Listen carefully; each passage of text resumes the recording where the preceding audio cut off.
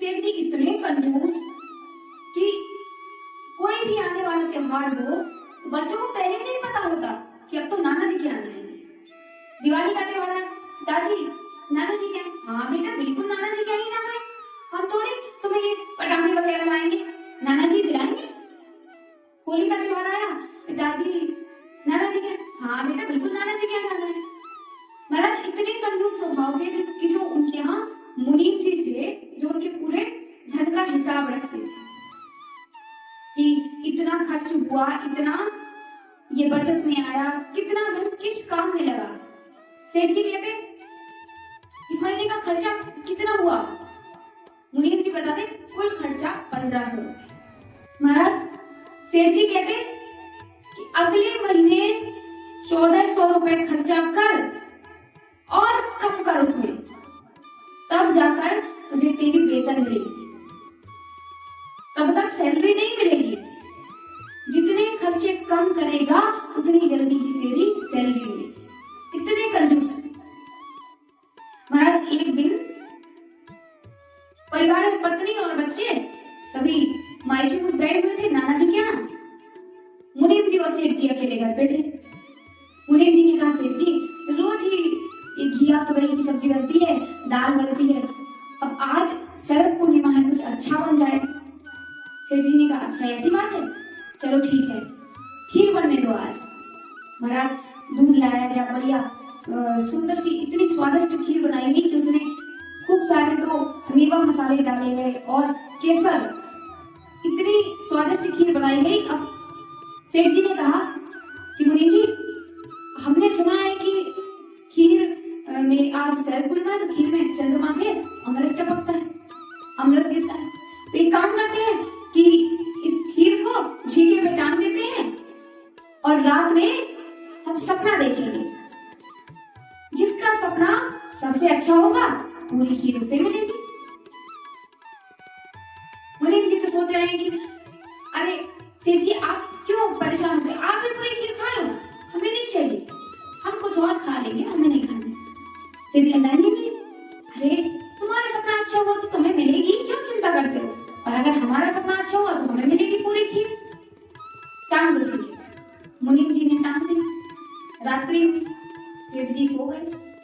मुनीम जी सोच रहे हैं कि खीर तो सुबह मिल ही नहीं, क्यों, सेठ जी इतना अच्छा सपना ही देख कर आएंगे कि जो हमारी सोच के परे होगा, तो हमें तो खीर वैसे भी नहीं मिलनी।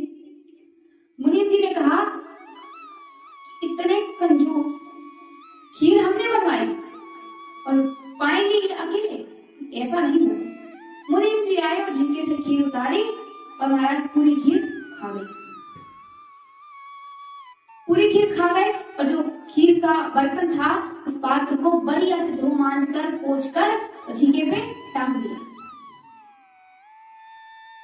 महाराज सुबह हुई तो सेठ जी ने पूछा अरे मुनीम जी क्या सपना देखा। मुनीम जी ने सेठ जी हमारा तो सपना पूछो ही मत, इतना बुरा सपना आया कि हम क्या बोले।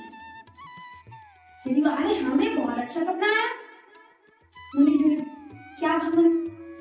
सेठ जी कहने लगे अरे हमें सपना ये आया कि कल रात सपने में इंद्र भगवान स्वयं हमारे पास आए और हमसे कहने लगे कि तुम्हारी जो कर्म है, जो धन संग्रह करने की वृत्ति है, जो धन बैठकर मैं स्वर्ग गए, स्वर्ग जाकर मैंने देखा कि अप्सराएं नृत्य कर रही हैं, कोई अप्सराएं मुझे चमन डुला रही, हवा कर रही है और खूब गंधर्व जन संगीत का गान कर रहे हैं, वादन कर रहे हैं, दिव्य यंत्रों को बजा रहे हैं। इतना दिव्य वातावरण कि बड़ा आनंद आ गया। और महाराज सेठ जी कह रहे कि इंद्र ने हमें एक दिन के लिए इंद्रलोक का राजा बनाया, इंद्रलोक के जितने सुख हैं उनको भोगो। महाराज सेठ जी ने कहा कि तो मुनीम जी अब आप बताओ आपने क्या देखा। मुनीम जी बोला सेठ जी हमारा सपना तो बहुत बुरा, कल रात हमारे सपने में यमराज आए थे। सेठ जी बोले हैं यमराज, क्या कहा यमराज। मुनीम जी कहने लगे सेठ जी यमराज आए थे हमारे सपने में, दो उनके साथ यमदूत थे, बड़े काले काले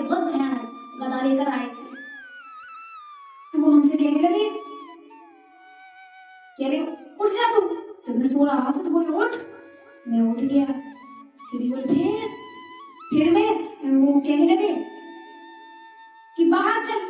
मैं जैसे ही अपने कक्ष से बाहर गया तो मुझे गला दिखाई।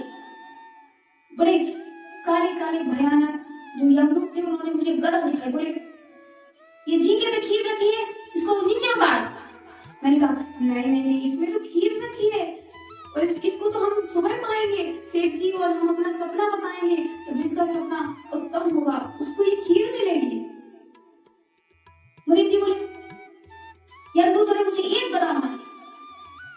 बोले उतारता है कि नहीं? मुनीम जी कहे मैंने खीर उतार दी।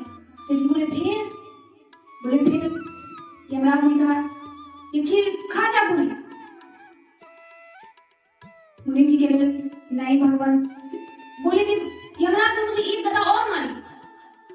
बोले कि खाता है कि नहीं? मुनीम जी कह रहे मैंने खा ली भगवान। अब जो यमदूत थे उन्होंने मुझे एक गदा मारे। बोले ये बचे हुए चाट जा। तो बोले मैंने चाट दी। अब महाराज यमराज ने कहा कि इस पात्र को धोकर ला। भगवान ने पात्र को धोकर ला। बोले अब इस पात्र को इस झींगे पे टांग दे। भगवान मैंने झींगे पे रख दिया। सेठ जी बोले आहा फिर क्या हुआ? मुनीम जी बोले सेठ जी फिर यमराज ने मुझे गदा दिखाई और कहने लगे जा चुपचाप जाकर अपने कक्ष में जाकर सो जा, सुबह तक नहीं जगना। बोले मुनीम जी बोले सेठ जी मैं अपने कक्ष में आकर सो गया। सेठ जी बोले हैं तुम्हें ऐसा सपना आया था? अच्छा तो जल्दी जल्दी झींगे पे से खीर उतारो। और महाराज वो पात्र उतार कर देखा तो क्या बिल्कुल पूछा हुआ भरा हुआ एकदम पात्र रखा।